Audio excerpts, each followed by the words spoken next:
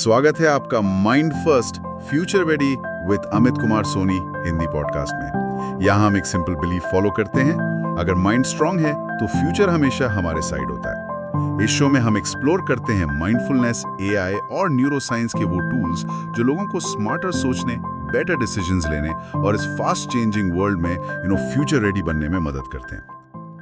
अमित का मिशन है 5 मिलियन लोगों को अपग्रेड करना, ताकि वो आज के एआई वाले जमाने में बेहतर सोच सकें, बेटर डिसीजंस ले सकें और अपना फ्यूचर स्ट्रांग बना सकें। यहाँ हम सिंपल जुबान में बात करेंगे प्राचीन अध्यात्म, मॉडर्न माइंडफुलनेस, एआई और ब्रेन के साइंस के उन तरीकों की जो रोज रोज की लाइफ में आपको मदद करेंगे। तो चलिए शुरू करते हैं। आज हम अमित कुमार सोनी की रिसर्च के जरिए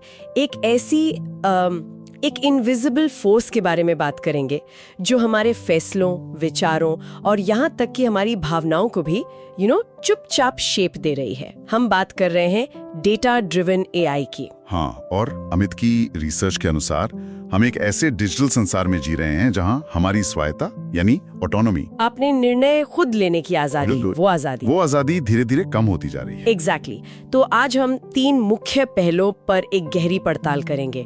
पहला, एआई कैसे हमारे दिमाग के रिवॉर्ड सिस्टम को हाईजैक कर रहा है। दूसरा, हमारा मन कैसे एक ऑटो पायलट जेल में फंसता जा रहा है। और तीसरा, इस सब का हमारी मानसिक सेहत पर क्या असर पड़ रहा है। तो चलिए शुरू करते हैं। अच्छा, सबसे पहली बात जो दिमाग में आती है वो ये है कि कभी कभी पता ही नहीं चलता और सोशल मीडिया स्क्रॉल करते हुए घंटों निकल जाते हैं। ये बस हमारी कमजोर इच्छा शक्ति है या इसके पीछे कोई बड़ा डिजाइन है? देखिए, अमित कहते हैं कि ये कोई संयोग नहीं है। अच्छा। एआई ड्रिवन प्लेटफॉर्म्स जैसे कि सोशल मीडिया और रिकमेंडेशन इंजन्स जानबूझकर हमें आदी बनाने के लिए डिजाइन किए गए हैं। ये कोई बग नहीं है, ये उनका बिजनेस मॉडल है। और इसका आधार है डेटाफिकेशन। डेटाफिकेशन, ये सुनने में बड़ा टेक्निकल लगता है। आम भाषा में इसका क्या मतलब है? इसका सीधा मतलब है कि हमारे हर डिजिटल एक्शन को डेटा में बदला जा रहा है। हमारा हर क्लिक, हर लाइक, हर शेयर और यहाँ तक कि किसी पोस्ट पर हम कितनी देर रुके, हर छोटी से छोटी चीज। हाँ, हर चीज को रिकॉर्ड, ट्रैक और एनालाइज किया जाता है। इन प्लेटफॉर्म्स का लक्ष्य एक ही है, हमारे एंगेजमेंट को ऑप्टिमाइज करना।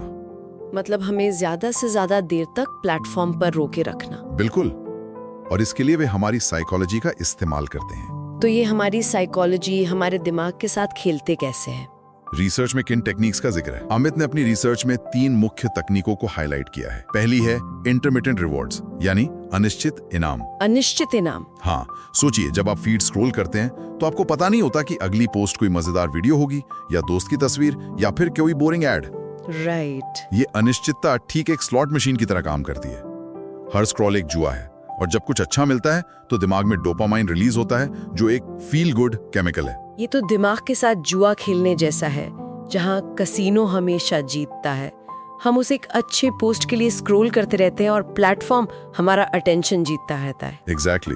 और दूसरी टेक्निक है फियर ऑफ मिसिंग आउट, जिसे हम सब फोमो के नाम से जानते हैं। फोमो? हाँ। प्लेटफॉर्म्स लगातार ऐसी अर्जेंसी बनाते हैं कि अगर आप ऑनलाइन नहीं हैं तो आप कुछ जरूरी, कुछ ट्रेंडिंग, कुछ मजेदार मिस कर देंगे। ये हमें बार बार वापस आने पर मजबूर करता है। और तीसरी टेक्निक शायद सबसे ज्यादा चालाकी भरी है, lack of natural stopping cues, रुकने के संकेतों की कमी। हाँ, इसका मतलब है इन्फिनिट स्क्रॉल, है ना? जैसे पहले अखबार या किताब खत्म हो जाती थी तो एक नेचुरल ब्रेक मिलता था, अब तो कंटेंट कभी खत्म ही नहीं होता। एग्जैक्टली। इन्फिनिट स्क्रॉल आपको कभी ये महसूस ही नहीं होने देता कि अब बस हो गया। रुकने का फैसला पूरी तरह आप पर होता है, और जब दिमाग पहले से ही डोपामाइन और फोमो के असर में हो तो वो फैसला लेना बहुत मुश्किल हो जाता है, बहुत मुश्किल। और अमित ने अपनी रिसर्च में ये भी पाया है कि ये प्लेटफॉर्म्स हमारी इनसिक्योरिटीज का भी फायदा उठाते हैं। ये कैसे होता है? ये बहुत सटल तरीके से होता है। एल्गोरिदम ये सीख जाता है कि आपको अपनी शक्ल, सूरत, करियर या लाइफस्टाइल को लेकर क्या चिंताएं हैं। अच्छा। फिर वो आपको ऐसे एड्स और कंटेंट दिखाता है जो सतही तौर पर आपके सेल्फ एस्टीम को बढ़ाने का दावा करते हैं, जैसे ये क्रीम आपको खूबसूरत बना देगी या ये कोर्स आपको सफल बना देगा। और नतीजा? हम और ज्यादा खरीदते हैं और प्लेटफॉर्म पर और ज्यादा समय बिताते हैं। एग्जैक्टली। एसेंशियली हमारी साइकोलॉजी को हमारे ही खिलाफ इस्तेमाल किया जा रहा है। सुनने में तो ये सिर्फ सोशल मीडिया की लत लगती है, लेकिन रिसर्च बताती है कि इसका असर इससे कहीं ज्यादा गहरा है। यह हमारी सोच की बुनियाद पर ही हमला कर रहा है ना। हाँ, यहीं पर फिल्टर बबल का कॉन्सेप्ट आता है। हाँ, ये लत तो सिर्फ शुरुआत है। असली खतरा तब होता है जब हम एक फिल्टर बबल में फंस जाते हैं। अमित की रिसर्च के अनुसार ये एक ऐसी इंटेलेक्चुअल आइसोलेशन की स्थिति है जहां एल्गोरिदम तय करता है कि हमें क्या देखना है और क्या सोचना है और दुनिया को कैसे समझना है। ये कॉन्सेप्ट एली पैरिसर ने दिया था, राइट? बिल्कुल। एली पैरिसर का क्लासिक उदाहरण आज भी उतना ही रेलेवेंट है। उन्होंने बताया कि एक ही समय पर दो लोग गूगल पर बीपी सर्च करते हैं। एक व्यक्ति जिसकी सर्च हिस्ट्री फाइनेंस और इन्वेस्टमेंट से जुड़ी थी, उसे ब्रिटिश पेट्रोलियम में निवेश के अवसरों के बारे में रिजल्ट्स मिलते हैं। ओके। जबकि दूसरा व्यक्ति जिसकी हिस्ट्री एनवायरमेंटल इश्यूज से जुड़ी थी, उसे deep water horizon oil spill के बारे में जानकारी मिलती है। एक ही सर्च, दो अलग अलग हकीकतें। वाओ। एआई ने दोनों के लिए एक पर्सनल यूनिवर्स बना दिया। और यहाँ ये समझना जरूरी है कि ये फिल्टर बबल इको चेम्बर से थोड़ा अलग है। कई लोग इन दोनों में कंफ्यूज हो जाते हैं। ये एक बहुत जरूरी फर्क है। बिल्कुल, इको चेम्बर में हम खुद ऐसे लोगों या पेजों को फॉलो करते हैं जो हमारी तरह सोचते हैं, अपनी मर्जी से। हाँ, ऐसे सेल्फ सिलेक्टेड पर्सनलाइजेशन कहते हैं। लेकिन फिल्टर बबल में एआई हमारे लिए यह चुनाव करता है, हमारी पिछली एक्टिविटी के आधार पर। ये प्री सिलेक्टेड पर्सनलाइजेशन है, जो ज्यादा खतरनाक है क्योंकि ये अदृश्य है। एग्जैक्टली। हमें पता भी नहीं चलता कि हमें दूसरी तरह की जानकारी से दूर रखा जा रहा है। मतलब हम अपनी डिजिटल दुनिया के ड्राइवर नहीं, सिर्फ पैसेंजर बनते जा रहे हैं और स्टीयरिंग व्हील एआई के हाथ में है। बिल्कुल। अमित की रिसर्च के अनुसार इसका हमारी सोच पर क्या असर होता है? इसका सबसे बड़ा असर यह है कि हमारी सोच संकीर्ण हो जाती है। हमें विरोधी दृष्टिकोण सुनने को ही नहीं मिलते, जिससे हमें लगने लगता है कि हमारी सोच ही एकमात्र सही सोच है। और अमित की रिसर्च कहती है कि इससे हमारा सेंस ऑफ एजेंसी, यानी ये एहसास कि हमारा अपने जीवन पर नियंत्रण है, कम हो जाता है। अच्छा। और जब लोगों को महसूस होता है कि उनका नियंत्रण कम हो रहा है, तो वे चिंता, बेबसी और तनाव का अनुभव करते हैं। ये तो व्यक्तिगत स्तर पर हुआ। हाँ। इसके कुछ सामाजिक परिणाम भी हैं। हाँ, और वो ज्यादा डरावने। अमित की रिसर्च में दो बड़े सामाजिक परिणामों का जिक्र है। पहला है डेटा ड्रिवन सेग्रीगेशन, यानी डेटा चालित अलगाव। इसका क्या मतलब हुआ? मतलब एल्गोरिदम समाज में पहले से मौजूद भेदभाव को, जैसे नस्ल या वर्ग के आधार पर, और मजबूत करते हैं। जैसे कुछ खास समूहों को अच्छी नौकरियों या आवास के विज्ञापन न दिखाना, या कुछ विशेष इलाकों में प्रिडिक्टिव पुलिसिंग का ज्यादा इस्तेमाल करना। ये तो डिजिटल दुनिया में समाज को बांटने जैसा है। हाँ, और दूसरा परिणाम जो मुझे सबसे ज्यादा परेशान करता है, वो है जिम्मेदारी की कमी का। हाँ, दूसरा है रिस्पॉन्सिबिलिटी वॉइड। इसे प्रॉब्लम ऑफ नो हैंड्स भी कहा जाता है। प्रॉब्लम ऑफ नो हैंड्स मतलब अगर कोई एल्गोरिदम गलत फैसला लेता है, जैसे किसी को लोन देने से मना कर देता है, राइट। तो जिम्मेदार कौन है? वो इंजीनियर जिसने कोड लिखा, वो कंपनी जिसने डेटा दिया, या वो ऑपरेटर जिसने सिस्टम चलाया? एक मिनट, मतलब एक पूरी इंडस्ट्री बिना किसी की जवाबदेही के चल रही है। अगर कोई गलती होती है तो आप शिकायत किससे करेंगे? बदलाव की मांग किससे करेंगे? यही तो सवाल है।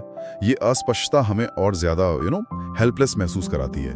जब पकड़ने के लिए किसी का हाथ ही ना हो, तो न्याय की उम्मीद कैसे की जा सकती है? तो अब तक की कहानी ये है, एक तरफ एआई का डोपामाइन हाईजैक हमें आदी बना रहा है, और दूसरी तरफ फिल्टर बबल हमें अलग थलग कर रहा है और हमारी सोच को संकीर्ण बना रहा है। अमित कहते हैं कि इन दोनों का मिला जुला असर हमारी मानसिक सेहत पर एक संकट पैदा कर रहा है। ये एक दुष्चक्र जैसा लगता है। ये बिल्कुल एक दुष्चक्र है। हम अकेला महसूस करते हैं, और उस अकेलेपन को भरने के लिए हम उन्हीं प्लेटफॉर्म्स पर वापस जाते हैं जो हमें और अकेला बना रहे हैं। वाओ। रिसर्च ये साफ दिखाती है। एक अध्ययन में पाया गया कि जो यूजर्स सोशल मीडिया के प्रति एजेंटिक माइंडसेट रखते हैं, मतलब ये मानते हैं कि उनका अपने इस्तेमाल पर नियंत्रण है, हाँ, वो लोग कम डिप्रेशन, एंजाइटी और स्ट्रेस का अनुभव करते हैं। लेकिन एआई का तो पूरा डिजाइन ही इस एजेंटिक माइंडसेट को, इस नियंत्रण की भावना को कमजोर करने के लिए बनाया गया है। एग्जैक्टली। वो चाहता है कि हम ऑटो पायलट पर रहें, सोचते समझते हुए नहीं। सिस्टम चाहता है कि आप एक पैसिव कंज्यूमर बने, एक्टिव यूजर नहीं। क्योंकि जब आप सचेत होकर चुनाव करते हैं तो आप कम प्रेडिक्टेबल हो जाते हैं, और जो यूजर प्रेडिक्टेबल नहीं है, वो उनके बिजनेस मॉडल के लिए कम फायदेमंद है। अमित ने अपनी रिसर्च में पोलराइजेशन पर भी काफी कुछ कहा है। ये प्लेटफॉर्म्स हमें एक दूसरे के खिलाफ कैसे कर रहे हैं? इसका ताल्लुक फिर से एंगेजमेंट से है। एल्गोरिदम ने ये सीख लिया है कि जो कंटेंट मजबूत भावनाएं पैदा करता है, खासकर गुस्सा, नफरत या डर, उस पर लोग सबसे ज्यादा रिएक्ट करते हैं। Like, comment, share. हाँ, इसलिए सिस्टम अक्सर ऐसे भड़काऊ कंटेंट को प्राथमिकता देता है, भले ही वो समाज के लिए कितना भी हानिकारक क्यों ना हो। मतलब समाज को जोड़ने की बजाय ये हमें तोड़ रहे हैं, क्योंकि टूटे हुए समाज से ज्यादा एंगेजमेंट और ज्यादा मुनाफा मिलता है। अनफॉर्चुनेटली हाँ। क्या इसका कोई ठोस उदाहरण है जहां मुनाफे को इंसानी भलाई से ऊपर रखा गया हो? हाँ, रिसर्च में यूके का एक बहुत ही स्कैरी सा एग्जाम्पल दिया गया है।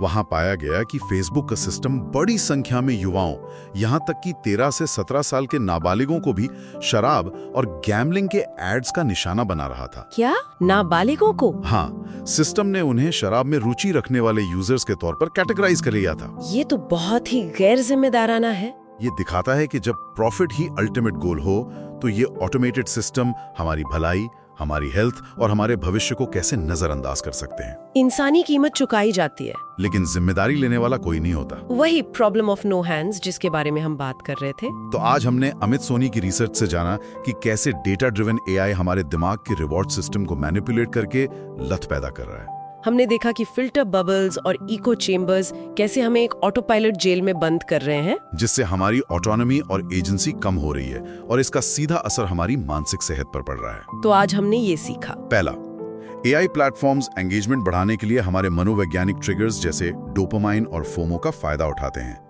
ये हमें आदी बनाने के लिए डिजाइन किए गए हैं, ये कोई एक्सीडेंट नहीं है। दूसरा फिल्टर बबल जो एआई बनाता है और इको चेम्बर्स जो हम खुद चुनते हैं, ये हमें नए और विरोधी विचारों से दूर करके हमारी सोच को सीमित कर देते हैं और समाज में पोलराइजेशन बढ़ाते हैं। राइट। तीसरा, जब हमारा सेंस ऑफ एजेंसी यानी नियंत्रण का एहसास कम होता है, तो तनाव, चिंता और अवसाद बढ़ सकता है और एआई का डिजाइन हमारी इसी एजेंसी को कमजोर करता है। और चौथा, इन सिस्टम्स की अस्पष्टता, जिसे प्रॉब्लम ऑफ नो हैंड्स कहा जाता है, हमें इन ताकतों के सामने और भी शक्तिहीन बना देती है, क्योंकि जिम्मेदारी तय करना मुश्किल हो जाता है। अगर आप ये कॉन्सेप्ट्स अपनी जिंदगी में लाना चाहते हो, तो ये स्टेप्स फॉलो करें। नंबर 1, अवेयरनेस यानी जागरूकता। अपने सोशल मीडिया फीड को एक आलोचक की नजर से देखें। अगली बार जब कोई पोस्ट देखें, तो खुद से पूछें, ये कंटेंट मुझे क्यों दिखाया जा रहा है? इसके पीछे एल्गोरिथम का क्या मकसद हो सकता है? दूसरा, ब्रेक द बबल। जानबूझकर ऐसे स्रोतों, क्रिएटर्स और लोगों को फॉलो करें जिनके विचार आपसे अलग हैं। अपनी न्यूज फीड को खुद क्यूरेट करें, एल्गोरिदम पर निर्भर न रहें। ये बहुत जरूरी है। तीसरा, यूज प्राइवेसी टूल्स। डक-डक-गो जैसे गुमनाम सर्च इंजन का उपयोग करें जो आपकी हिस्ट्री ट्रैक नहीं करते। अपने फोन और ब्राउजर की सेटिंग्स में जाकर टारगेटेड विज्ञापनों को बंद करें। चौथा, माइंडफुल यूसेज यानी सचेत उपयोग। सोशल मीडिया के लिए समय सीमा तय करें, फोन में एप्स के लिए टाइमर लगाएं और दिन में कुछ घंटे नो स्क्रीन जोन बनाएं, खासकर सोने से पहले और उठने के बाद। और पांचवा, रिक्लेम एजेंसी। अपनी एजेंसी वापस पाएं। सिर्फ एक पैसिव कंज्यूमर न बने।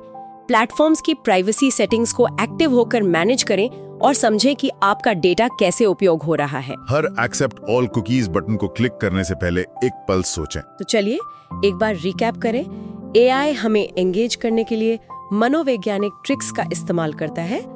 फिल्टर बबल्स हमारी सोच को सीमित करते हैं और इन सब का असर हमारी मानसिक सेहत पर होता है।